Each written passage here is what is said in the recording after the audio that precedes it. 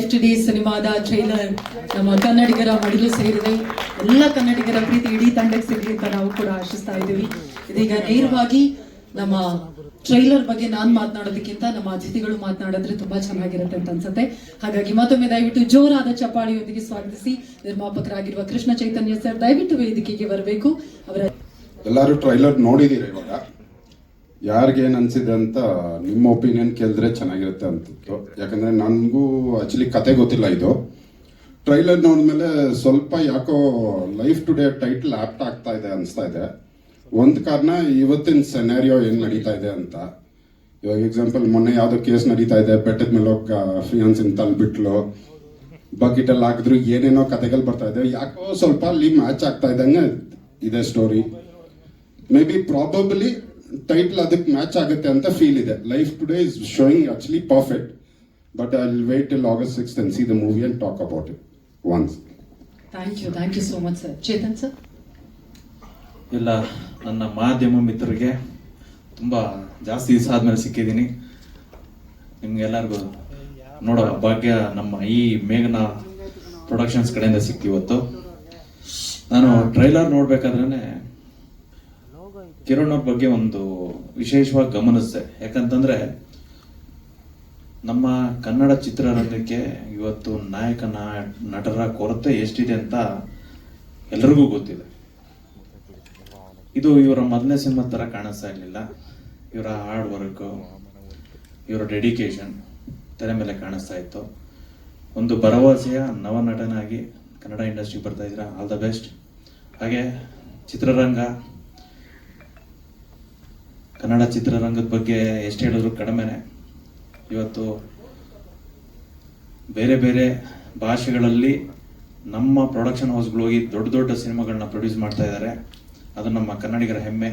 ಅಂತ ಒಂದು ದೊಡ್ಡ ಸಿನಿಮಾಗಳು ನಮ್ಮ ಕನ್ನಡ ಚಿತ್ರರಂಗದಲ್ಲೂ ಮಾಡಬೇಕು ಅಂತಂದ್ರೆ ಈ ತರ ಭರವಸೆಯ ನಟರುಗಳು ಬರಬೇಕಾಗತ್ತೆ. ಯಾಕಂದ್ರೆ ನಟರು ಕೊರತೆ ಇದೆ ನಮ್ಮಲ್ಲಿ, ಇದು ಮೇಜರು. ಅಂತ ಒಂದು ಜಾಗನ ರೀಪ್ಲೇಸ್ ಮಾಡ್ತೀರಾ ಅಂತ ಅಂದ್ಕೊತಾ ಇದ್ದೀನಿ. Thank you very much. ಹಾಗೆ ಚಿತ್ರತಂಡ ಬಹಳ ಶ್ರದ್ಧೆ ವಹಿಸಿ ಇವತ್ತಿನ ಜೀವನವನ್ನ, ಎಷ್ಟೋ ಜನ ನಾವು ಅಲ್ಲಿ ಇಲ್ಲಿ ಕೇಳಿಸ್ಕೊಂತ ಇರ್ತೀವಿ, ಅವರ ಜೀವನದಲ್ಲಿ ಹಿಂಗಾಯ್ತು, ಇವ್ರ ಜೀವನದಲ್ಲಿ ಹಿಂಗಾಯ್ತು, ನಮ್ಮ ಸುತ್ತಮುತ್ತ ಜನ ಮಾತಾಡ್ಬೇಕಾದ್ರೆ ಕೇಳಿಸ್ಕೊಂತಿರ್ತೀವಿ. ಅದನ್ನ ನಾವು ಎಷ್ಟೇ ಬೇರೆಯವರು ಎಷ್ಟೇ ರಸವತ್ತವಾಗಿ ಹೇಳೋದಕ್ಕಿಂತನೂ ತೆರೆ ಮೇಲೆ ನೋಡಿದಾಗ ಅದರ ಜೀವನ ಅನುಭವ, ಪಾಠಗಳು, ತಪ್ಪುಗಳು, ಸರಿಗಳು, ಅದನ್ನೆಲ್ಲ ಕಡೆಯಲ್ಲಿ ಒಂದು ಮೆಸೇಜ್ ಕೊಡ್ತೀರಾ ನಮ್ಮ ಚಿತ್ರತಂಡ. ಲಾಸ್ಟಲ್ಲಿ ಅವರು ಆಚೆ ಎದ್ದು ಹೋಗ್ಬೇಕಾದಾಗ ಕನೆಕ್ಟ್ ಆಗಿ ಹೋಗ್ತಾರೆ. ಓ, ಇದು ನನ್ನ ಜೀವನದಲ್ಲೂ ಆಗಿತ್ತು, ಇನ್ನೊಂದು ಮತ್ತೊಂದು ಅಂತ. ಆ ಥರ ಒಂದು ಮನಸ್ಸಿಗೆ ಮುಟ್ಟುವಂತ ಸಿನಿಮಾ ಆಗಿ ಇದು ಕಾಣ್ತಾ ಇದೆ. ಯಾಕಂತಂದ್ರೆ ಅಲ್ಲಿ ಲವ್ ಇದೆ, ಎಮೋಷನ್ ಇದೆ, ಮೋಸ ಇದೆ, ದ್ವೇಷ ಇದೆ, ಎಲ್ಲನೂ ಇದೆ. ಒಂದು ಕಂಟೆಂಟ್ ಸಿನಿಮಾ. ಹಂಗಾಗಿ ದೇವರು ಒಳ್ಳೇದು ಮಾಡಲಿ. ಈ ಸಿನಿಮಾಕ್ಕೆ 100 ದಿನ ಓಡ್ಲಿ. ನಮ್ಮ ಮೇಘನಾ ಪ್ರೊಡಕ್ಷನ್ ಅವ್ರ ಕೈ ತುಂಬ ದುಡ್ಡು ಬರಲಿ. ಅವ್ರ ಮೊದಲನೇ ಪ್ರಯತ್ನ. ಯಾಕಂತಂದ್ರೆ ಕನ್ನಡ ಸಿನಿಮಾಗಳು ಮಾಡೋದಕ್ಕೆ ದುಡ್ಡಿಗೇನು ಕೊಡ್ತಾ ಇಲ್ಲ. ಯಾಕಂತಂದ್ರೆ ಸೌತ್ ಇಂಡಿಯಾದಲ್ಲಿ ರಿಚೆಸ್ಟ್ ಸ್ಟೇಟ್ ಅಂದ್ರೆ ನಮ್ಮ ಕರ್ನಾಟಕನೇ ಆಲ್ಮೋಸ್ಟ್ ಅಲ್ಲ. ಅದರಲ್ಲಿ ಬೇರೆ ಪ್ರೊಡಕ್ಷನ್ಗಳು ನಮ್ಮ ಪ್ರೊಡಕ್ಷನ್ಗಳೇ ತಗೊಂಡೋಗಿ ತೆಲುಗು, ತಮಿಳು, ಹಿಂದಿನಲ್ಲಿ ಎಲ್ಲ ಸುರಿತಾ ಇದ್ದಾರೆ ದುಡ್ಡು. ಆದ್ರೆ ಇಲ್ಲಿ ಸುರಿಬೇಕಾದ್ರೆ ಧೈರ್ಯ ಬೇಕು. ಧೈರ್ಯ ಬರಬೇಕು ಅಂತಂದ್ರೆ ಒಳ್ಳೊಳ್ಳೆ ಕಂಟೆಂಟ್, ಒಳ್ಳೊಳ್ಳೆ ಸಿನಿಮಾಗಳು ಬರಬೇಕು ಅಂತ ಒಂದು ಪ್ರಯತ್ನ ಮಾಡಿದ್ದಾರೆ. ಅವ್ರಿಗೂ ಒಳ್ಳೇದು ಮಾಡಲಿ. ನಮ್ಮ ಕನ್ನಡ ಜನ ಯಾವತ್ತೂ ಕಂಟೆಂಟ್ ಇರೋ ಸಿನಿಮಾಗಳನ್ನ ಕೈ ಬಿಟ್ಟಿಲ್ಲ, ಕೈ ಹಿಡಿತಾರೆ. ಮಾಧ್ಯಮ ಮಿತ್ರರು ಎಷ್ಟಾಗುತ್ತೋ ಅಷ್ಟು ಹೆಚ್ಚಿಗೆ ಈ ಸಿನಿಮಾ ತಂಡಕ್ಕೆ ಸಪೋರ್ಟ್ ಕೊಡಿ. ಈ ಸಿನಿಮಾನ ಜನಕ್ಕೆ ರೀಚ್ ಮಾಡಿಸ್ತೀರಾ, ಆ ನಂಬಿಕೆ ನಿಮ್ಮೇಲೇನೂ ಇದೆ. ಹಾಗೆ ಕನ್ನಡ ಜನತೆ ಈ ಸಿನಿಮಾನ ನೋಡಿ ಆಶೀರ್ವಾದ ಮಾಡಿ ಈ ಹೊಸ ಚಿತ್ರತಂಡವನ್ನ, ಹೊಸ ಪ್ರೊಡಕ್ಷನ್ ಅನ್ನ ಹಾರೈಸಿ ಅಂತ ಕೇಳ್ತಾ ನಾನು 2 ಮಾತು ಮುಗಿಸ್ತೀನಿ. All the best. Thank you so much. Congratulations and thank you so much. ಕನ್ನಡಿಗರಾಗಿ, ಸಿನಿಮಾ ಪ್ರೇಕ್ಷಕರಾಗಿ, ನಿರ್ಮಾಪಕರು ಪ್ರತಿ ಸಲ ಒಂದು ಸಿನಿಮಾ ನಿರ್ಮಾಣ ಮಾಡ್ತಾರೆ ಅಂದ್ರೆ ನಮ್ಮೆಲ್ಲರಿಗೂ ಕೂಡ ಖುಷಿ. Thank you so much sir, ನಮ್ಮ ಸಿನಿಮಾದ ಜೊತೆಯಾಗಿ ನಿಂತಿದ್ದಕ್ಕಾಗಿ. ಸೊ ಇದೀಗ 6ನೇ ತಾರೀಕು ಸಿನಿಮಾ ರಿಲೀಸ್ ಆಗ್ತಾ ಇದೆ, ಟ್ರೈಲರ್ ಲಾಂಚ್ ಆಗಿದೆ. ದಯವಿಟ್ಟು ಮಾತನಾಡಬೇಕು. ಥ್ಯಾಂಕ್ ಯು ಎಲ್ಲರಿಗೂ ನಮಸ್ಕಾರಗಳು. ನಮ್ಮ ಮಾಧ್ಯಮ ಮಿತ್ರರು ನನ್ನ ಮೊದಲನೇ ಸಾಂಗಿಂದ ಹಿಡಿದು ಇವತ್ತಿನವರೆಗೂ ತುಂಬ ಸಾಥ್ ಕೊಟ್ಕೊಂಡು ಬಂದಿದ್ದೀರಾ. ತುಂಬ ಥ್ಯಾಂಕ್ಸ್. ಇವಾಗ ಟ್ರೈಲರ್ ಲಾಂಚ್ ಆಗಿದೆ. ನಿಮ್ಮೆಲ್ಲರ ಸಹಾಯ ತುಂಬ, ನಾನು ಏನೇ ಬಂಡವಾಳ ಹೂಡಿದ್ರು ಅದು ತಗೊಂಡೋಗಿ ರೀಚ್ ಮಾಡಿಸೋದು ನಿಮ್ಮ ಕೈಯಲ್ಲಿದೆ. ದಯವಿಟ್ಟು ನೀವು ಮಾಧ್ಯಮ ಮಿತ್ರರು ನಿಮ್ಮ ಕೈಯಲ್ಲಿ ಆದಷ್ಟು ಎಫೆಕ್ಟ್ ಹಾಕಿ ನನ್ನ ಒಂದು ಚಿತ್ರವನ್ನು ನೀನು ಮುಂದೂಡಿಸಿ ನನ್ನ ಸಕ್ಸಸ್ ಕಾಣಕ್ಕೆ ನೀವೆಲ್ಲರ ಒಂದು ಸಹಾಯ ಬೇಕಂತ ನಿಮ್ಮನ್ನು ಕೇಳ್ಕೊಂತೀನಿ. Thank you. Thank you so much sir. ಎಲ್ರಿಗೂ ನಮಸ್ಕಾರ. ಮೊದಲನೇದಾಗಿ ಥ್ಯಾಂಕ್ ಯು ಸೋ ಮಚ್ ಎಲ್ಲ ಮೀಡಿಯಾದವರು ಬಂದಿದ್ದೀರಾ. 3 ಸಾಂಗ್ಸ್ ರಿಲೀಸ್ ಮಾಡಿದ್ದೀವಿ ನಮ್ಮ ಲೈವ್ ಟುಡೇ ಸಿನಿಮಾದು. ಇವತ್ತು ಟ್ರೈಲರ್ ರಿಲೀಸ್ ಆಗಿದೆ. ಸೊ 3 ಸಾಂಗ್ಸ್ ನಿಮ್ಗೆ ಗೊತ್ತಿದೆ ಯಾವ ಪ್ಯಾಟರ್ನಲ್ಲಿ ನಾವು ಈ ಸಿನಿಮಾನ ಮಾಡಿದ್ದೀವಿ ಅಂತ. ಇವತ್ತು ಟ್ರೈಲರು ನೋಡಿದ್ದೀರಾ. ಸಿನಿಮಾ ಟ್ರೈಲರ್ ಬಗ್ಗೆ ನೀವು ಮಾತಾಡಬೇಕು, ಜನ ಮಾತಾಡಬೇಕು. ಸೊ ನಾನು ಇಲ್ಲಿ ಒಂದು ವಿಷಯ ಹೇಳಕ್ಕೆ ಇಷ್ಟಪಡ್ತೀನಿ. ನಾಳೆಯಿಂದ ನಾನು ಎಂಟೈರ್ ಎಲ್ಲ ಊರುಗಳಿಗೂ ಜನರ ಹತ್ರ ಡೈರೆಕ್ಟಾಗಿ ಹೋಗಿ ನನ್ನ ಸಿನಿಮಾ ಈ ಥರ, ನನ್ನ ಕೆಲಸ ಈ ಥರ ಅಂತ ಅಪ್ರೋಚ್ಗೆ ಹೋಗ್ತಾ ಇದ್ದೀನಿ. ಸೊ ಇದನ್ನು ವೀಕ್ಷಿಸ್ತಾ ಎಲ್ಲ ಆಡಿಯನ್ಸ್ಗೆ ಕೇಳ್ಕೊತೀನಿ, ದಯವಿಟ್ಟು 6ನೇ ತಾರೀಕು ಸಿನಿಮಾ ರಿಲೀಸ್ ಆಗುತ್ತೆ, ಬಂದು ಥಿಯೇಟ್ರಲ್ಲಿ ಸಿನಿಮಾ ನೋಡಿ. ಟ್ರೈಲರ್ ನೋಡಿದಾಗ ಒಂದು ಏನು ಮಾಡಿದೀವಿ ಅಂತ ಗೊತ್ತಾಗುತ್ತೆ. ಅದನ್ನ ಡೈರೆಕ್ಟಾಗಿ ಜನರ ಹತ್ರನೇ ಹೋಗ್ಬೇಕು ಅಂತ ಕೇಳ್ಕೊತಾರೆ. Thank you so much sir. ರಥರ್ವ್ ಅವರೇ, ಈಗ ನಿಮ್ಮ ಮಾತುಗಳನ್ನ ಕೇಳೋ ಸಮಯ. ಎಲ್ರಿಗೂ ನಮಸ್ಕಾರ. ಮೀಡಿಯಾದವ್ರಿಗೆ ತುಂಬಾ ಥ್ಯಾಂಕ್ಸ್ ಬಂದಿದ್ದಕ್ಕೆ. ಸೊ ಈಗಾಗಲೇ ಟ್ರೈಲರ್ ನೋಡಿದೀರಾ, ಸಾಂಗ್ಸು ನೋಡಿದೀರಾ. ಈ ಸಿನಿಮಾ ಬಗ್ಗೆ ಹೇಳ್ಬೇಕಂದ್ರೆ ಈ ಪ್ರೆಸೆಂಟ್ ಸಿಚುವೇಶನ್ಗೆ ಆಪ್ಟ್ ಆಗೋ ಸಿನಿಮಾ ತುಂಬಾ ಚೆನ್ನಾಗಿ ಬಂದಿದೆ. ಸೊ ಎಲ್ಲದಕ್ಕೂ ಒಂದು ರಿಕ್ವೆಸ್ಟ್ ಅಷ್ಟೇ, ಪ್ಲೀಸ್ ಥಿಯೇಟರ್ಗೆ ಬನ್ನಿ, ನಮ್ಮ ಸಿನಿಮಾ ನೋಡಿ, ನಮ್ಮನ್ನೆಲ್ಲ ಗೆಲ್ಲಿಸಿ, ನಮ್ಮ ಟೀಮ್ಗೆ ಎಲ್ಲದೂ ಒಳ್ಳೇದಾಗಲಿ ಅಷ್ಟೇ. Thank you so much. Cockroach Sudhir sir. ಎಲ್ಲರಿಗೂ ನಮಸ್ಕಾರ. ಅದೇ ಈಗ ಟ್ರೈಲರ್ ನೋಡ್ತಿದ್ರೆ ಅದೇ ಅವತ್ತು ಹೇಳ್ದಂಗೆ ಅನ್ಸೋದು ಒಂದೇ, ಈಗ ಈ ಹುಡುಗರಿಗೆ ಲವ್ ಅನ್ನೋದು ಒಂಥರ ಈ ಜೀವನ್ ಮರಣದ ಆಪರೇಷನ್ ಇದ್ದಂಗೆ, ಹುಡುಗಿರಿಗೆ ಅದು ಆಡಿಷನ್ ಇದ್ದಂಗೆ. ನೋಡಿ ಸೆಲೆಕ್ಟ್ ಮಾಡ್ಕೊಂತಾರೆ ಯಾರನ್ನ ಬೇಕೋ ಅವ್ರಂಗನ. ಹುಡುಗರಿಗೆ ಹಂಗಲ್ಲ. ಈಗ ನೋಡಿ ಲವ್ ಅಲ್ಲಿ ಕಾಂಪಿಟೇಟರ್ ಹತ್ರ ಆಡಿ ಇದೆ ಅಂತ ಗೊತ್ತಾಗಿದ ತಕ್ಷಣ ಹೀರೋ ದಾಡಿ ಬಿಡಕ್ ಶುರು ಮಾಡ್ಬಿಡ್ಬೇಕು, ಹಂಗೆ ಸಿಗಲ್ಲ, ಕಷ್ಟ ಅಂತ ಹಂಗ್ ಕಾಣಿಸ್ತಿತ್ತು. ನಾನು ಮೊನ್ನೆನೂ ಅದೇ ಎಲ್ಲೋ ಹೇಳ್ತಿದ್ದೆ, ಈಗ ಯಾರೇ ನೋಡಿದ್ರು ಲವ್ ಮಾಡೋರು ಇನ್ಸ್ಟಾಗ್ರಾಮ್ ಎಲ್ಲ ಹಿಂಗೆ ಅಂತ ಇರ್ತಾರೆ. ಆ ಹುಡುಗಿರು ಹಿಂಗೆ ಅಂದಾಗೆಲ್ಲ ನನಗೆ ನಾವು ಹಿಂಗೆ ಅಂತ ಇರಬೇಕು ಅಂತ ಫೀಲ್ ಆಗ್ತಿರುತ್ತೆ. ಇವತ್ತು ಹಂಗಿದೆ ಕತೆ, ಹಂಗೆ ಇದೆ. ನನಗೂ ಕರೆದು ಕೆಲಸ ಕೊಟ್ಟಿದ್ದಾರೆ ಪ್ರದೀಪ್ ಸರ್, ಕಿರಣ್ ಸರ್, ನಮ್ಮ ಡೈರೆಕ್ಟ್ರು. ಅವ್ರ ಜೊತೆ 2ನೇ ಸಿನಿಮಾ ಮಾಡ್ತಿರೋದು ನಾನು ಕಾಂತಣ್ಣನ ಜೊತೆ. ಖುಷಿ ಆಗುತ್ತೆ. ಎಂಟೈರ್ ಟೀಮ್ ಒಳ್ಳೇದಾಗಲಿ. ಅದೇ ಈಗ ಟ್ರೈಲರ್ ಮಾಡಿ ಮುಂದೆ ಇಟ್ಟಿದ್ದೀವಿ. ನನ್ನ ಒಬ್ಬನಿಗೆ ಚಿಕ್ಕಪುಟ್ಟ ಪ್ರಶ್ನೆ ಕೇಳಿ ಅಣ್ಣ. ನಾನು ಮಾಧ್ಯಮದ ಮಗು, ಭಯ ಭಯ ನನಗೆ. ಅದಕ್ಕೆ ಬಿಡಲ್ಲ, ಇನ್ನೂ ಹಾಕತ್ತೀವಿ, ಇನ್ಕ್ಲೂಡಿಂಗ್ ಯು ಅಂದ್ಬಿಟ್ರೆ ಕಷ್ಟ. Thank you. ಎಲ್ಲ ಅಣ್ಣನೇ ಹೇಳ್ಬಿಟ್ರು, ಪ್ರೊಡ್ಯೂಸರ್ ಹೇಳ್ಬಿಟ್ರು, ಡೈರೆಕ್ಟರ್ ಸರ್ ಹಾಗೆ ನಮ್ಮ ಹೀರೋ ಸರ್ ಎಲ್ಲ ಹೇಳಿದ್ದಾರೆ. ಲೈವ್ ಟುಡೇ ಸಿನಿಮಾ ತುಂಬಾ ಚೆನ್ನಾಗಿದೆ. 6ನೇ ತಾರೀಕು ರಿಲೀಸ್ ಆಗ್ತಾ ಇದೆ, ಬಂದು ನೋಡಿ. Thank you. ಗೊತ್ತಾಯ್ತು. ನಾನು ಮಾಧ್ಯಮ. ನಮಸ್ತೆ. ಮೊದಲನೇದಾಗಿ ಸಿನಿಮಾ ಬಗ್ಗೆ ಅಥವಾ ಟ್ರೈಲರ್ ಬಗ್ಗೆ ಒಬ್ರೊಬ್ರು ಒಂದೊಂದು ಒಪಿನಿಯನ್ ಕೊಡ್ತಾ ಇದ್ದಾರೆ. That's good. ಆಕ್ಚುಲಿ ಒಬ್ರೊಬ್ರಿಗೆ ಈ ತರ ಒಂದೊಂದ್ ತರ ಅನಿಸ್ತದೆ ಅಂದ್ರೆ ಅದು ನಮ್ಗೆ ಒಳ್ಳೇದೆ. ಜನಕ್ಕೆ ಏನೋ ಒಂದು ತಲೆಗೆ ಬರ್ತಾ ಇದೆ ಸಿನಿಮಾದಲ್ಲಿ ಏನೋ ಒಂದಿದೆ ಅನ್ನೋದಂತ. ಬಟ್ ನನ್ನ ಕೇಳಿದ್ರೆ ಸರ್ ಹೇಳ್ದಂಗೆ ಬಕೆಟ್ಗೆ ತುಂಬ್ತಾ ಇದ್ದಾರೆ, ಆಮೇಲೆ ಏನೋ ಬೆಟ್ಟದಿಂದ ತೊಡ್ತಾ ಇದ್ದಾರೆ. ನಮ್ಮ ಸುಧೀರ್ ಅವ್ರು ಹೇಳ್ದಂಗೆ ದಿಸ್ ನೋ ಗೊತ್ತಿಲ್ಲ ನನಗೆ.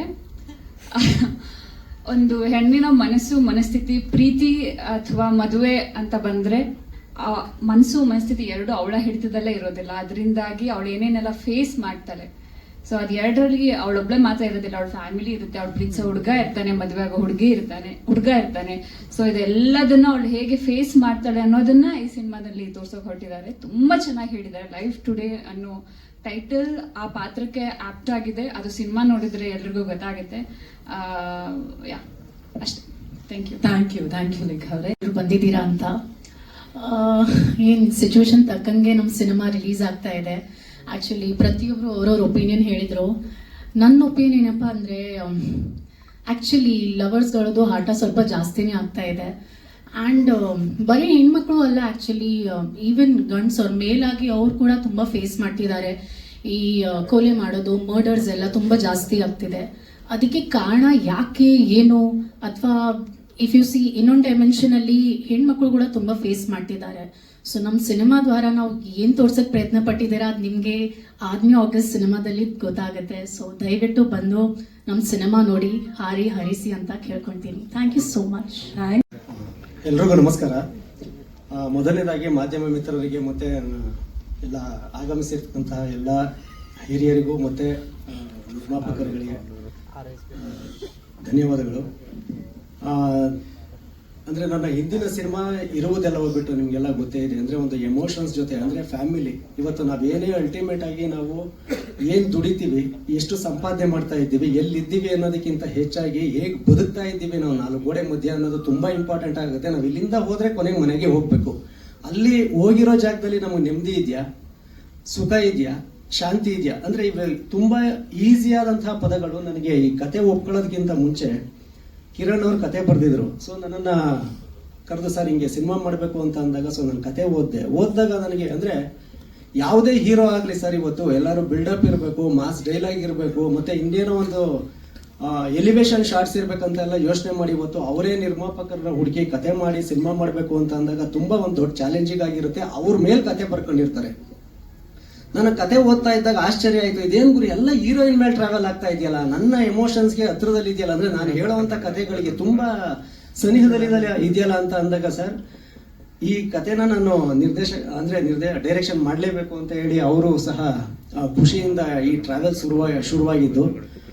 ಇದರೊಳಗಡೆ ನೋಡ್ತಾ ಇದ್ದೀವಿ ಅಂದರೆ ಲೈಫ್ ಅಂದರೆ ಎಲ್ಲವೂ ಮಿಕ್ಸರ್ ಆಫ್, ಅಂದರೆ ಒಂಥರ ಎಲ್ಲ ಸಮ್ಮಿಶ್ರಣದಲ್ಲೇ ಇರಬೇಕು.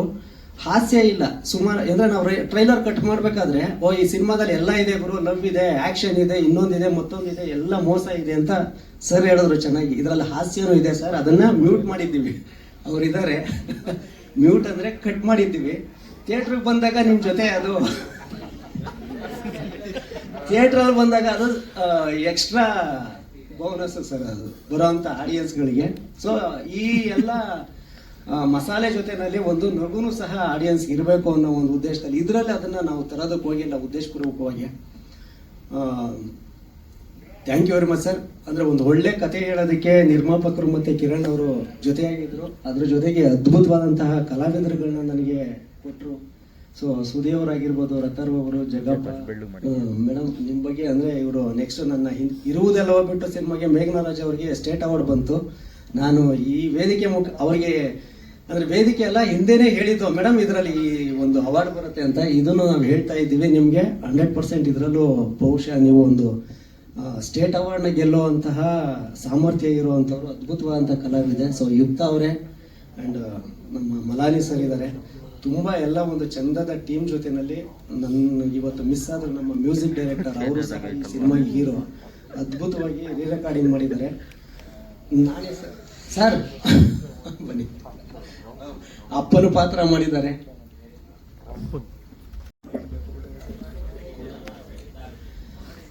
ಸರ್ ಅಂದ್ರೆ ಒಂದು ಕುಟುಂಬ ಅಂದ್ರೆ ಅಥವಾ ಒಂದು ಸಮಾಜ ಅಂತ ಅಂದ್ರೆ ಮೆನ್ ಎಲ್ಲಾರು ಜೊತೆಲಿ ಇರ್ಲೇಬೇಕು ಸರ್. ಅಂದ್ರೆ ಕಥೆಗಳ ಒಳಗಡೆ ನಾವು ಇವಾಗ ಒಂದು ಕುಟುಂಬದ ಸಮೇತ ನಾವು ಸಿನಿಮಾಗಳು ಬರ್ತೀವಿ ಸರ್. ಯಾರು ನಾವು ಬರೀ ಯೂಸ್ ನಾವು ಅಂದ್ರೆ ಆ ತರ ವರ್ಗ ಸಿನಿಮಾಗಳು ಬೇರೆ, ನಾವು ಒಂದು ಕುಟುಂಬದ ಜೊತೆ ಸಿನಿಮಾ ಬರ್ತಾ ಇದ್ದೀವಿ ಅಂತ ಅಂದಾಗ ಸೊ ಹೆಣ್ಮಕ್ಳು ಫೀಲಿಂಗ್ಸು ಇರ್ತವೆ ಅಲ್ಲಿ. ಅದಕ್ಕೆ ನಾವು ಕಥೆ ಮುಖಾಂತರವಾಗಿ ಆ ರೆಸ್ಪೆಕ್ಟ್ ಮಾಡಬೇಕು ಅನ್ನೋ ಒಂದು ಉದ್ದೇಶದಲ್ಲಿ ಮಾಡಿರೋದು. ಹೆಣ್ಮಕ್ಳು ಅಂದ್ರೆ ಅದು ಏನೋ ಒಂದಷ್ಟು ಲೂಪ್ ಹೋಲ್ಸ್ಗಳು ಮತ್ತೆ ಸಮಸ್ಯೆಗಳಿದಾವೆ, ಅದ್ರ ಮೇಲೆ ಟ್ರ್ಯಾಕ್ ಹೋಗೋದ್ರಿಂದ ಅದು ಪರಿಹಾರ ಇದೆ ಅಂತನಾ ಅಥವಾ ಪ್ರಶ್ನಾರ್ಥಕವಾಗಿ ಉಳಿಯುತ್ತೆ ಸರ್? 100% ಅಲ್ಟಿಮೇಟ್ಲಿ ನಾನು ಅವಾಗಲೇ ಹೇಳದ್ನಲ್ಲ ಸರ್, ಅಂದ್ರೆ ನಮ್ಮ ಬದುಕಿನ ಜೊತೆನಲ್ಲಿ ನಾವ್ ಯಾರ ಹತ್ರ ಆದ್ರೂ ನೋವು ಹೇಳ್ಕೊಬೇಕು ಅಂದ್ರೆ ಒಂದು ಭುಜ ಬೇಕು ಸರ್. ನಾವ್ ಏನೇ ಇದ್ರು ಆ ಭುಜನೇ ನಾವು ನಮ್ಮ ಸಂಗಾತಿಗಳು ಅಂತ ನಾವು ಹಿರಿಯರ ಹಿಂದೆಯಿಂದನೇ ಅದೊಂದು ಕಾನ್ಸೆಪ್ಟ್ ನ ಮಾಡಿಬಿಟ್ಟಿದ್ದಾರೆ. ಸೊ ಅದ್ರ ಜೊತೆನಲ್ಲಿ ಏನಾಗಿದೆ ಅಂತಂದ್ರೆ ಇವತ್ತು ಬಿಸ್ನೆಸ್ ಆಗಿದೆ, ಸಂಬಂಧಗಳು ಬಿಸ್ನೆಸ್ ಮೇಲೆ ನಡೀತಾ ಇದೆ. ಸೊ ಎಮೋಷನ್ಸ್ಗೆ ರೆಸ್ಪೆಕ್ಟ್ ಇಲ್ಲ, ಭಾವನೆಗಳಿಗೆ ಅಲ್ಲಿ ಸ್ಪೇಸೇ ಇಲ್ಲ ಸರ್. ಎಲ್ಲವೂ ನಾನೇನ್ ಸಂಪಾದನೆ ಮಾಡ್ತಾ ಇದ್ದೀನಿ, ನೀನೇನ್ ಸಂಪಾದನೆ ಮಾಡ್ತಾ ಇದೀಯ, ನಿನಗಿಂತ ನಾನೇನ್ ಕಡಿಮೆ, ನನಗಿಂತ ನೀನೇನ್ ಹೆಚ್ಚು ಅನ್ನೋ ಒಂದು ಆ ಕಾನ್ಫ್ಲಿಕ್ಟ್ ಸಂಘರ್ಷದಲ್ಲಿ ಇವತ್ತು ಕುಟುಂಬ ವ್ಯವಸ್ಥೆಯಲ್ಲಿ ಅಂದ್ರೆ ಪ್ರೀತಿ ಅನ್ನೋ ಒಂದು ವಿಷಯ ಮಾರ್ಕೆಟ್ ಅಲ್ಲಿ ಈ ತರ ಇವತ್ತು ದಿನನಿತ್ಯ ನಾವೇನ್ ಪೇಪರ್ಗಳಲ್ಲಿ ಇಲ್ಲೆಲ್ಲ ಸಿಮೆಂಟ್ ಹಾಕ್ಸುಟ್ರಂತೆ ಇದೆಲ್ಲ ಏನ್ ನೋಡ್ತಾ ಇದ್ದೀವಿ ಆ ತರ ತುಂಬಾ ಆಗ್ತಾ ಇದೆ. ಬಟ್ ನಮ್ಮ ಕಥೆಯ ಮುಖಾಂತರವಾಗಿ ಸೊ ಬದುಕು ಅಂದ್ರೆ ಒಂದು ಬ್ಯೂಟಿಫುಲ್ ಸರ್. ಈ ಟೈಟಲ್ ಅಲ್ಲೇ ಇದೆ, ಲೈಫ್ ಅನ್ನೋದು ಕಲರ್ಫುಲ್ ಆಗಿದೆ.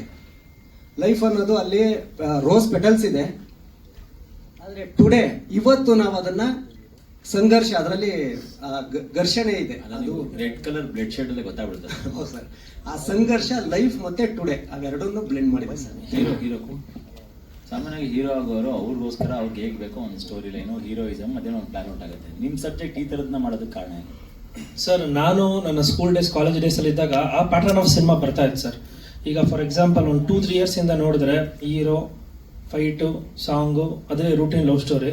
ಸೊ ನಾನು ಇಲ್ಲಿ ಸುಮ್ಮನೆ ಒಂದು ಮೂವಿ ಮಾಡೋಕೆ ಬರೋಣ ಅಥವಾ ಸಕ್ಸಸ್ಫುಲ್ ಮೂವಿ ಮಾಡೋಕೆ ಬರೋಣ ಅಂತ ಯೋಚನೆ ಮಾಡಿದಾಗ ಸಕ್ಸಸ್ಫುಲ್ ಪ್ಯಾಟರ್ನ್ ನನಗೆ ಇದೇ ಕಾಣಿಸಿದೆ ಸರ್. ಬೇರೆ ಇಂಡಸ್ಟ್ರಿಯವರು ಮಲಯಾಳಂ, ತೆಲುಗು, ತಮಿಳ್ ಅವ್ರು ಯಾರು ಹೀರೋಯಿಸಮ್ ತುಂಬ ಒತ್ತು ಕೊಡಲ್ಲ, ಒಳ್ಳೆ ಕಂಟೆಂಟ್ ಮೇಲೆ ಇದು ಮಾಡ್ತಾರೆ. ಸೊ ಹಾಗಾಗಿ ನಾನು ಕಂಪ್ಲೀಟ್ಲಿ ಈ ಮೊಗ್ಗಿನ ಮನಸ್ಸೆಲ್ಲ ಬಂತಲ್ಲ ಆ ಪ್ಯಾಟರ್ನ್ ಅಲ್ಲಿ ಈ ಸಿನಿಮಾನ ಮಾಡಿದ್ದೀನಿ ಸರ್. ಹಂಗಂತ ಇಲ್ಲಿ ಯಾರು ಒಬ್ರು ದೊಡ್ಡವರು ಸಿಕ್ಕೋರು ಅಂತಲ್ಲ, ಎಲ್ಲಾರ ಪಾತ್ರ ಅಷ್ಟೇ ಈಕ್ವಲ್ ಆಗಿದೆ.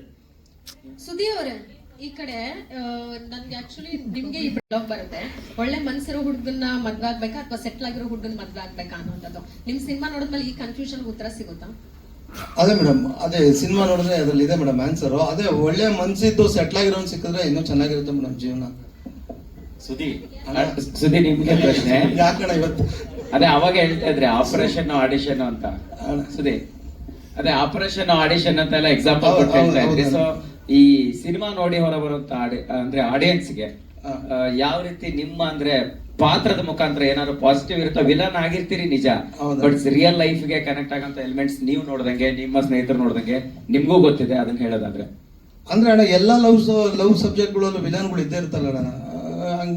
ನಾನ್ ರಿಯಲ್ ಆಗಿ ಲವ್ ಮಾಡಿದಾಗ್ಲೂ ಹಂಗೆ ಇತ್ತು ಅಣ್ಣ. ನನ್ನ ಪಾಯಿಂಟ್ ಆಫ್ ವ್ಯೂ ಅಲ್ಲಿ ಅವರೆಲ್ಲ ವಿಲನ್ಗಳೇ ಅನ್ಸೋದು, ಪಾಪ ಅವರೆಲ್ಲ ಹೀರೋಗಳೇ ನನ್ಗೆ ಹಂಗೆ ಅನ್ಸೋದು.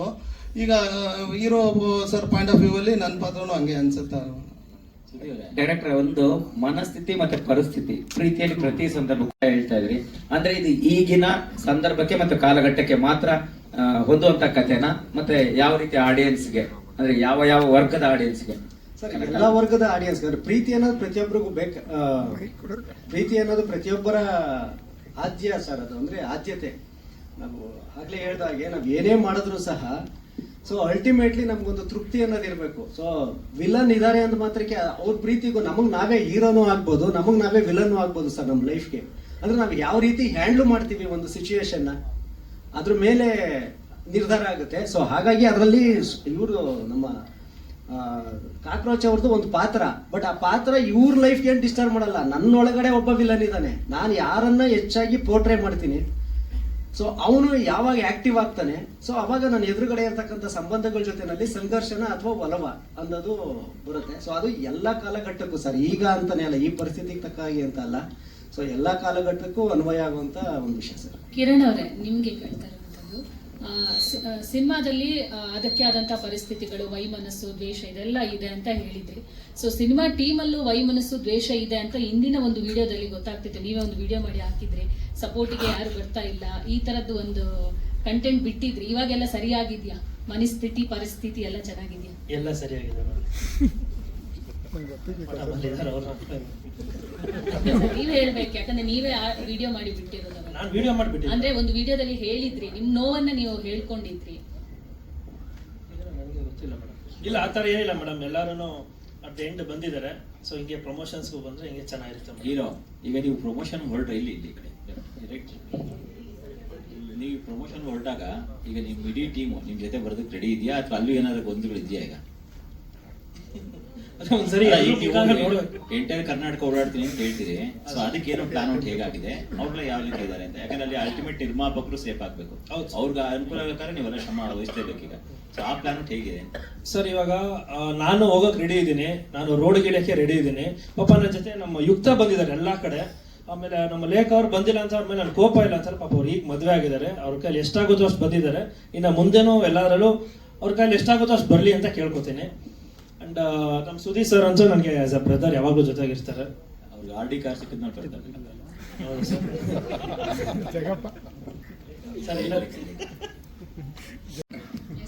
ಹೇಳಿದ್ರು ಡೈರೆಕ್ಟ್ ಸ್ಟೇಟ್ ಅವಾರ್ಡ್ ಪಡೆಯುವಂತ ಎಲ್ಲ ಅರ್ಹತೆನೂ ಈ ಸಬ್ಜೆಕ್ಟ್ ಅಲ್ಲಿ ಅಥವಾ ನೀವು ಮಾಡಿರೋ ಒಂದು ಪಾತ್ರ ಇರುತ್ತೆ. ಸೊ ನಿಮಗೆ ಅದರಲ್ಲಿ ಯಾವ ಅಂಶ ಹೆಚ್ಚು ಜನಕ್ಕೆ ರೀಚ್ ಆಗುತ್ತೆ ಅನ್ಸುತ್ತೆ, ಮತ್ತೆ ನಿಮ್ಮ ಪಾತ್ರ ಎಷ್ಟು?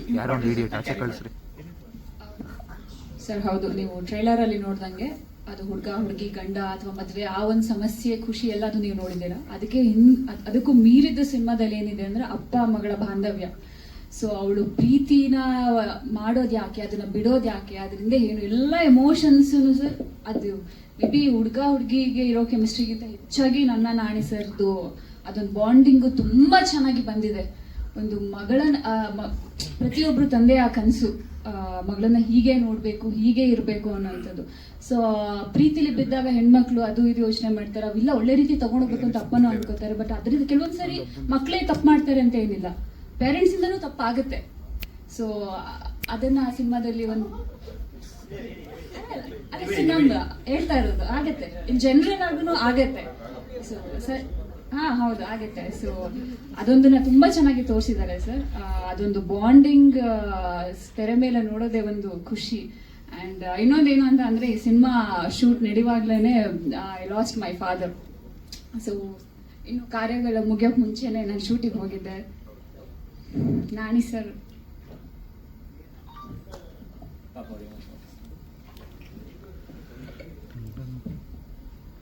ನಾಣಿ ಅವರೇ ಹೇಳಿ ಇದ್ರ ಬಗ್ಗೆ ರಿಯಾಕ್ಟ್ ಮಾಡಿ.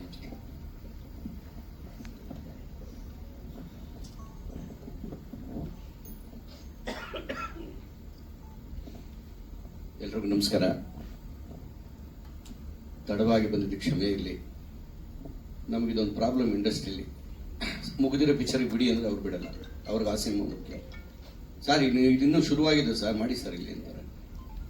ಇವತ್ತು ಡೇ ಫಾರ್ ನೈಟ್ ಥರ ಹೊಗೆ ಹಾಕ್ಬಿಟ್ಟು ಶೂಟಿಂಗು. ನನಗೆ ಎಷ್ಟು ಎಫೆಕ್ಟ್ ಆಗಿದೆ ಅಂದರೆ ಕಣ್ಣಲ್ಲಿ ನೀರು ಬರ್ತಾನೆ ಇದೆ ಎಷ್ಟು ವರ್ಷದ ಆ ಥರ ಆಗುತ್ತೆ. ಪಾಪ ನಿರ್ದೇಶಕರು ಮತ್ತೆ ಮತ್ತೆ ಮತ್ತೆ ಮೆಸೇಜ್ ಮಾಡ್ತಾರೆ, ಅವ್ರಿಗೋಸ್ಕರ ಬಂದೆ ನನಗೆ.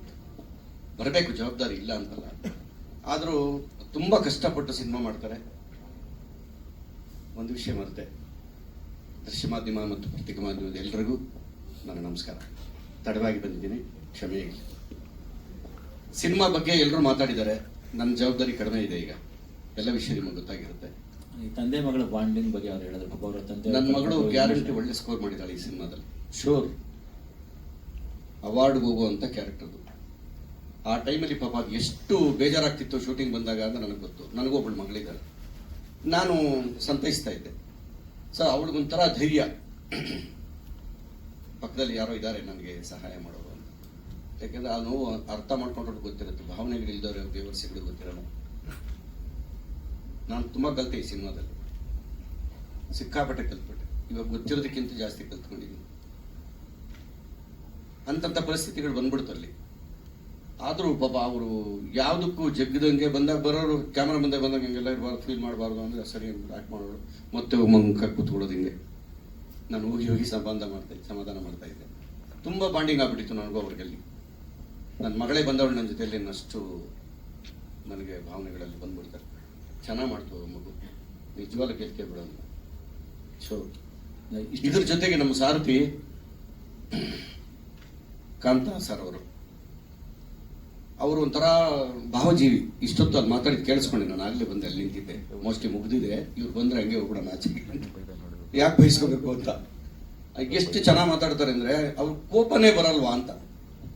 ನಾನು ಸುಮಾರು ಜನ ಡೈರೆಕ್ಟರ್ಗಳ ಜೊತೆಲಿ ವರ್ಕ್ ಮಾಡಿದೆ. ಒಂದು MS ರಮೇಶ್ ಸರ್, ಅವರು ಜಾಸ್ತಿ ಮಾತಾಡ್ತಿರ್ಲಿಲ್ಲ, ಬೇಗ ಕೋಪ ಮಾಡ್ತಿರ್ಲಿಲ್ಲ. ಅಸ್ಟೆಂಟ್ ಕರೆದು ಹೇಳ್ಕಳ್ಸೋರು, ಇಂಥದ್ದು ಬೇಕು ನನಗೆ ಹೇಳೋರಿಗೆ ಅಂತ. ಇವರು ಅಷ್ಟೇ, ಎಷ್ಟೆಷ್ಟೋ ತೊಂದರೆಗಳಾಯಿತು, ಶೂಟಿಂಗ್ಗಳು ಆಗ್ತಾ ಇರ್ತಾವೆ ಮಾಮೂಲಿ ಚಿಕ್ಕಪುಟ್ಟ. ಆ ಮನುಷ್ಯ ಒಂದು ಚೂರು ರೇಗ್ತಾ ಇಲ್ಲ ಯಾರನ್ನಾರು. ಅದಕ್ಕೋಸ್ಕರ ಒಂದಿನ ನನಗೆ ತುಂಬ ಜ್ವರ, 110 ಡಿಗ್ರಿ ಜ್ವರ ಅವತ್ತು ನೈಟ್ ಶೂಟಿಂಗು. ನಾನು ಮಾಡಲ್ಲ ಅಂತ ಕೂತ್ಬಿಟ್ಟಿದ್ದೆ. ಆಗ್ತಾರೆ ನನಗೆ, ಚಳಿ ಹಿಂಗೆ ನಡುತ್ತಾ ಇದೆ. ಅಣ್ಣ ಎಷ್ಟು ಚೆನ್ನಾಗಿ ಕರ್ಕೊಂಡು ಹೋಗ್ಬಿಟ್ರು ಶೂಟಿಂಗಿಗೆ ಅಂದರೆ ರೂಮಲ್ಲಿ ಇದ್ದವರಿಗೆ. ಅಲ್ಲೇನೋ ಊಟದ ಪ್ರಾಬ್ಲಮ್ ಆಗ್ಬಿಡ್ತು ನಮಗೆ. ಸುಮಾರು ಜನ ಆಯಿತು ಆರ್ಟಿಸ್ಟ್ಗಳಿಗೆ, ನನಗೂ ಆಯಿತು. ಇನ್ನು ಶೂಟಿಂಗ್ ವಿಚಾರಕ್ಕೆ ಬಂದಾಗ,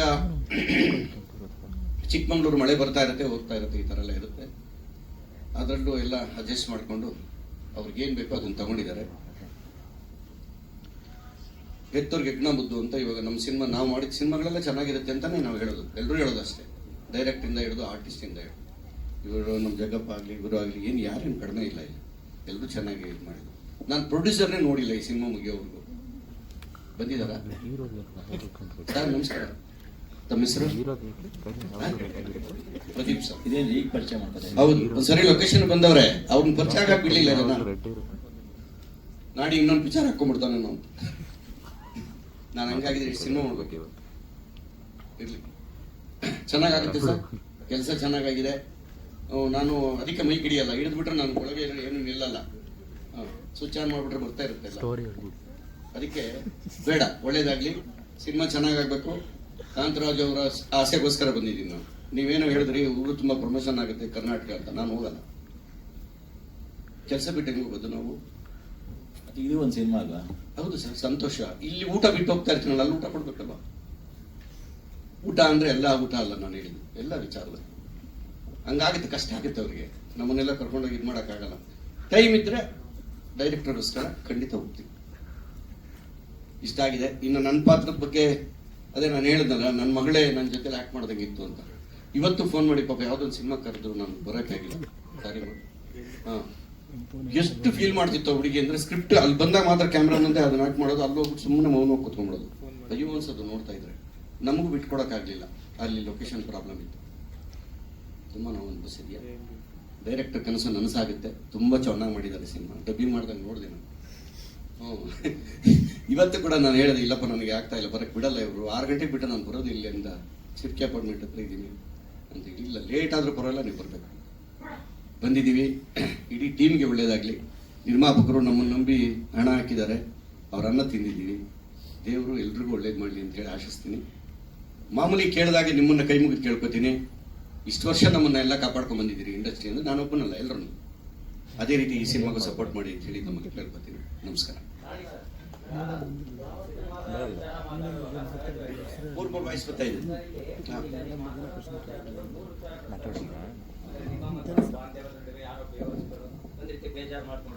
ಒಂದು ಇನ್ನೊಂದು ಪ್ರೊಡ್ಯೂಸರ್ ನಿಮ್ಮನ್ನು ಭೇಟಿ ಮಾಡಕ್ಕೆ ಬಿಡ್ಲಿಲ್ಲ ಅನ್ನೋಂಥದ್ದು, ಇನ್ನೊಂದು ಪ್ರಮೋಷನ್ಗೆ ನಾನು ಬರ್ಲಿಕ್ಕೆ ಸಾಧ್ಯ ಇಲ್ಲ ಅನ್ನೋದು. ಅಂದ್ರೆ ಒಂದು ಸಿನಿಮಾ ಈಗ ಪ್ರಮೋಷನ್ ಟೈಮಲ್ಲಿ ಈ ರೀತಿ ನಿಮ್ಮ ಬೇಸರ ಅಂದ್ರೆ, ನೀವು ಹಿರಿಯ ಕಲಾವಿದರು, ಇಂಥದ್ದೊಂದು ಕನ್ನಡ ಸಿನಿಮಾಗಳ ತಂಡಗಳ ನಡುವೆ ಈ ರೀತಿ ಸಮಸ್ಯೆಗಳು ಆಗತ್ತಾ? ಅದನ್ನ ನೀವು ಅಷ್ಟೊಂದು ಗಂಭೀರವಾಗಿ ತಗೊಂಡಿದ್ದೀರಲ್ಲ, ಏನ್ ಹೇಳಕ್ ಇಷ್ಟಪಡ್ತೀರಿ? ನಾಗಣ್ಣ ನಮ್ಮೆಲ್ರಿಗೂ ಹಿರಿಯರು, ಎಲ್ಲೇ ಬರ್ಲಿ ಚೆನ್ನಾಗಿದ್ಯಾ ಅಂತಾರೆ, ನಾನು ನಮಸ್ಕಾರ ಅಂತೀನಿ. ಅದು ಕೊಡ್ದಿದ್ರೆ ಹಿರಿಯ ಅಂತ ಹೆಂಗ ಅನಿಸ್ತದೆ? ಒಂದು ಪ್ರಶ್ನೆಗೆ ಇಡೋ, ಆಯ್ತಾ? ಈಗ ನಾನು ಹುಷಾರಿಲ್ದಂಗೆ ಮಲಗಿಬಿಟ್ಟೆ ಹಾಸ್ಪಿಟ್ಲಲ್ಲಿ. ಚಿಕ್ಕಮಂಗ್ಳೂರು ನನ್ನ ಫ್ರೆಂಡ್ ಒಬ್ಬ ಬಂದು ನಂಗೆ ಸಹಾಯ ಮಾಡಿದ್ರು. ಅಂದ್ರೆ ಚಿತ್ರತಂಡ ನಿಮ್ಗೆ ಅವಾಗ ಸಪೋರ್ಟ್ ಮಾಡಿ ಫೋನಲ್ಲಿ ಶೂಟಿಂಗ್ ಮಾಡ್ತಾ ಇದೀವಿ, ನೀವು ಆರಾಮಾಗಿರಿ, ದೇವ್ರು ಒಳ್ಳೇದು ಮಾಡಲಿ. ಮ್ಯಾನೇಜರು ಬರಲಿಲ್ಲ, ಅದು ನಮ್ಗೆ ತುಂಬಾ ಬೇಜಾರು. ಇವ್ರು ಬಿಡಿ ಎಲ್ಲ ಬ್ಯುಸಿ ಇರ್ತಾರೆ, ಮ್ಯಾನೇಜರ್ ಕೂಡ ಬರ್ಲಿಲ್ವಲ್ಲ. ಏನೋ ಹೆಚ್ಚು ಕಮ್ಮಿ ಆಗ್ಬಿಟ್ಟಿದ್ರೆ ಇಲ್ಲಿ ಬಂದು ಒಂದು ಹೂವಿನ ಬೊಕ್ಕೆ ಕೊಟ್ಬಿಟ್ಟು ಹೊರಟೋದ್ರೆ ಪ್ರಯೋಜನ ಏನು?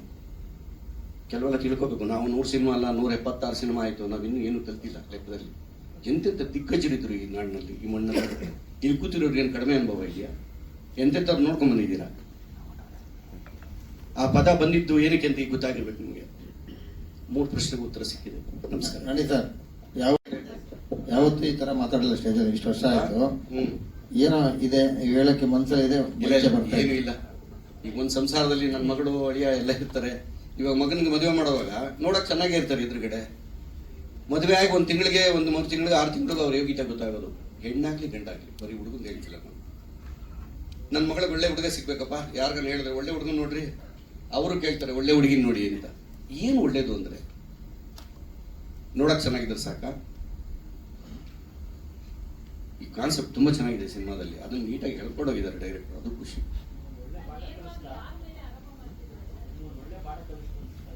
ಯಾರಿಗೆ ಜೀವನನೇ ಹಿಂಗೆಲ್ವಾ, ದಿನ ಒಂದೊಂದು ಪಾಠ ಕಲಿತಾ ಇರ್ತೀವಿ.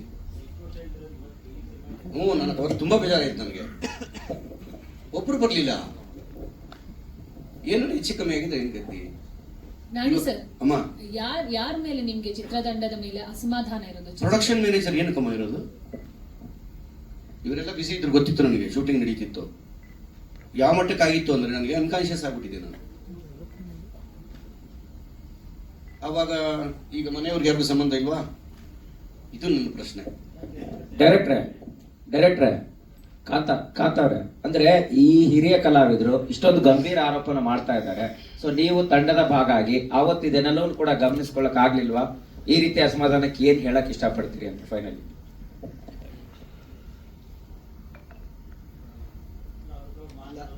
ಇಲ್ಲ ಸರ್, ಅಂದ್ರೆ ಯೂಶಲಿ ಅಣ್ಣನಿಗೂ ಆಗಿತ್ತು ಆ ಥರದ್ದು. ಅಂದ್ರೆ ಹೆಲ್ತ್ ಇವಾಗ ಚಿಕ್ಕಮಗಳೂರು, ನಾವು ಇಲ್ಲಿಂದ ಬೆಂಗಳೂರಿಂದ ಅಲ್ಲಿ ಹೋಗಿದ್ದೀವಿ 15 ದಿವಸ 20 ದಿವಸ. ಆ್ಯಕ್ಚುಲಿ ಇವರು ಲೇಖಾ ಅವರೂ ಸಹ 104 ಯಾವುದು ನೀನೇ ನೋಡಲ್ಲಿ ಸಾಂಗ್ ಶೂಟ್ ಮಾಡಬೇಕಾದ್ರೆ 104 ಇವ್ರಿಗೆ ಜ್ವರ.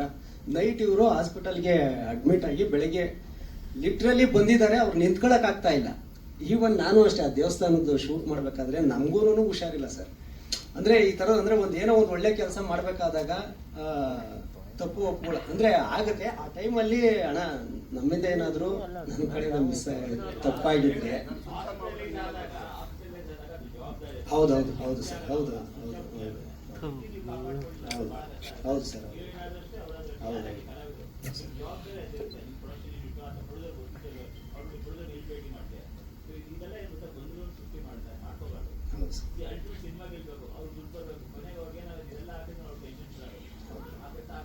ಹೌದೌದು ಸರ್ ಖಂಡಿತ. ಆದರೂ ಕೂಡ ಅವರು ನಾಡಿ ಸರ್ ನಿಮ್ಮ ಮುಖ ನೋಡ್ಕೊಂಬಂತೆ ಅಂತ ಇಲ್ಲಿ ನಿಮ್ಮ ಮುಖ ನೋಡ್ಕೊಂಬಂತೆ ಅಂತ ಅಟ್ಮಾಸ್ಫಿಯರ್ ಒತ್ತಿ ಒತ್ತಿ ಹೇಳಿದ್ರು. ಅಂದ್ರೆ ಬೇರೆ ಯಾರು ಎಲ್ಲರೂ ಬೇಜಾರಾಗಿ ಮಾಡ್ಕೊಂಡಿದಾರ ಅಂತ ಆ ಥರ ಅಲ್ಲ. ಒಬ್ಬ ಇವರೆಲ್ಲ ಈಗ ಬಂದಿರೋರಲ್ಲ ಅವ್ರವ್ರ ಕೆಲಸ ಅವ್ರು ನೀಟಾಗಿ ಮಾಡಿದ್ರು. ನನಗೆ ಅವತ್ತು ತುಂಬ ಬೇಜಾರಾಗಿತ್ತು. ಒಬ್ಬ ಮ್ಯಾನೇಜರ್ ಅನ್ಸ್ಕೊಂಡವನು ಬರಲಿಲ್ವಲ್ಲ ಅಲ್ಲಿಗೆ.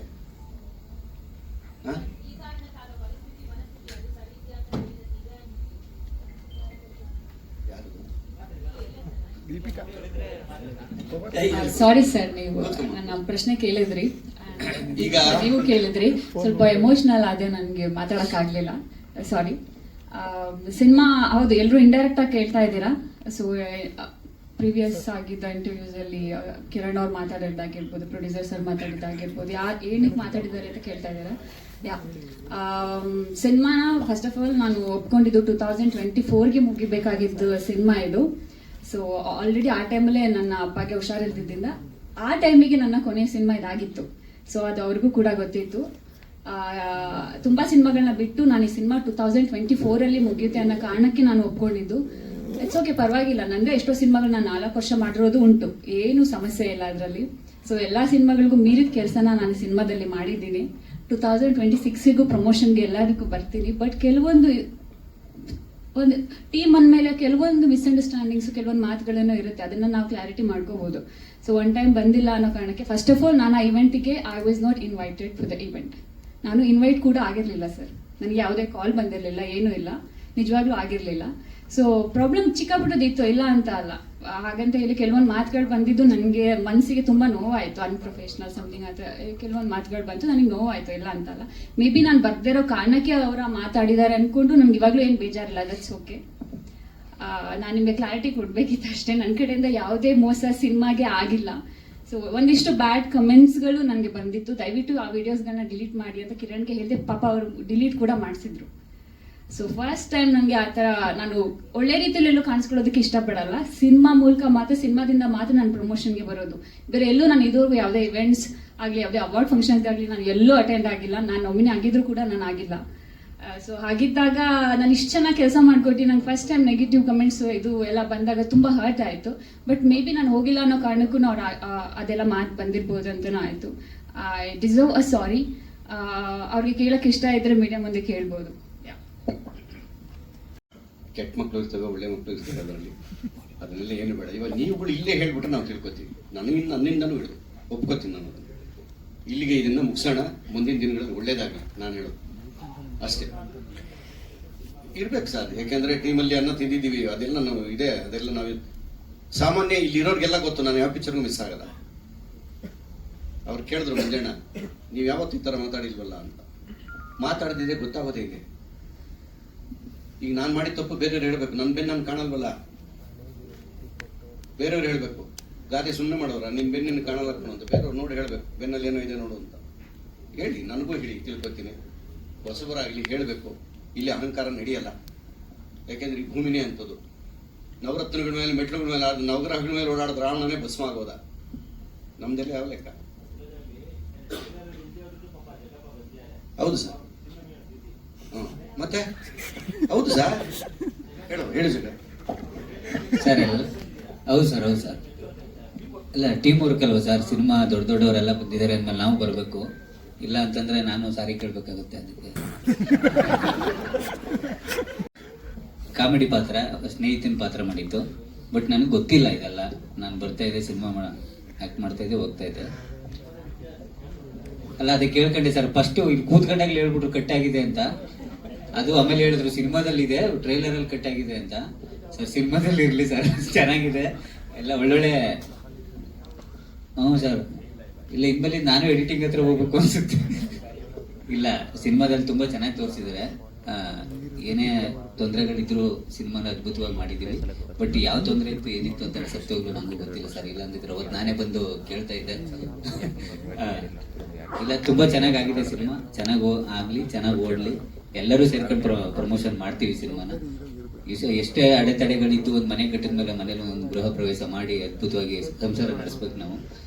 ಚೆನ್ನಾಗಾಗಲಿ ಸರ್, ಹೀರೋ ಸರ್ಗೂ ಚೆನ್ನಾಗಾಗಲಿ, ಪ್ರೊಡ್ಯೂಸರ್ ಸರ್ಗೂ ಚೆನ್ನಾಗಾಗಲಿ, ನಮ್ಮ ಡೈರೆಕ್ಟರ್ ಸರ್ ನಾನು ದೊಡ್ಡ ಫ್ಯಾನ್ ನಿಮಗೆ.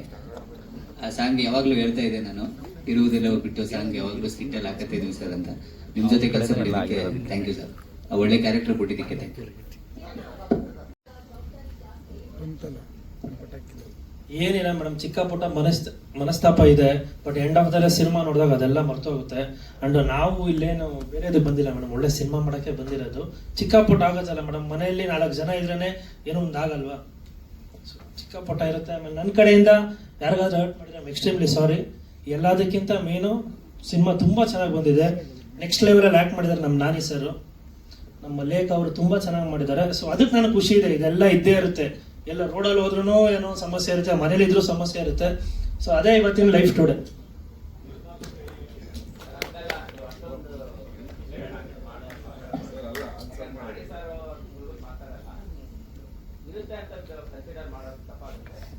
ಸರ್ ಗೊತ್ತಿದ್ದು ಯಾರು ಮಾಡಲ್ಲ ಸರ್, ಗೊತ್ತಿದ್ದು ಯಾರು ಮಾಡ್ತಾರೆ, ಅನ್ವಾಂಟೆಡ್ಲಿ ಗೊತ್ತಿಲ್ದಿರ ಆಗಿರುತ್ತೆ. ಸೊ ಅದಕ್ಕೆ ನಾನು ಸಾರಿ ಕೇಳಿದ್ದೀನಲ್ಲ ಸರ್ ನನ್ನ ಕಡೆಯಿಂದನೇನಾ? ಓಕೆ, ಅದಕ್ಕೆ ಸಾರಿ ಕೇಳಿದ್ ನಾನು. ಹಾಂ ಕೇಳಬೇಕಲ್ಲ ಸರ್, ಈಗ ಅವರು ಅವ್ರದ್ದೇನ ತಪ್ಪಿತ್ತು, ಅವರು ಕೇಳಿದ್ರಲ್ಲ. ನನಗೆ ಹೇಳಿ ಸರ್.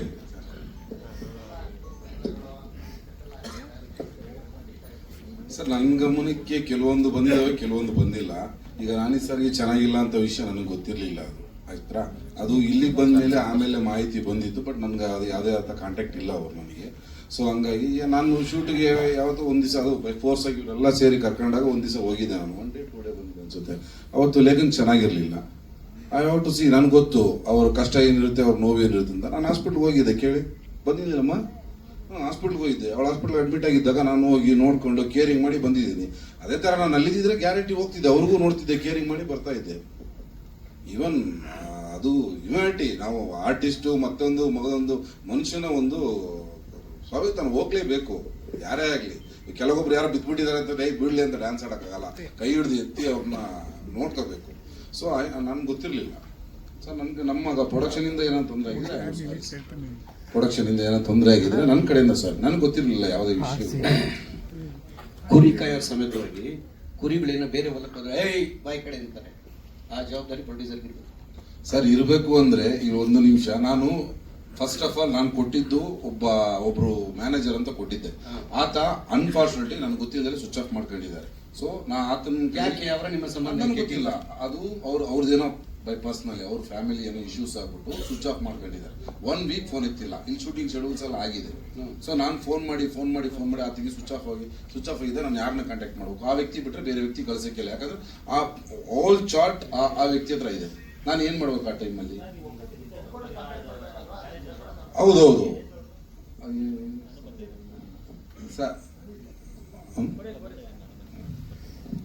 ಸರ್, ಎಲ್ಲದಕ್ಕಿಂತ ಒಳ್ಳೆ ಸಿನಿಮಾ ಮಾಡಿದ್ದೀವಿ. ಸೊ ಸಿನಿಮಾ ಬಗ್ಗೆ ಮಾತಾಡೋಣ ಸರ್ ದಯವಿಟ್ಟು ಪ್ಲೀಸ್.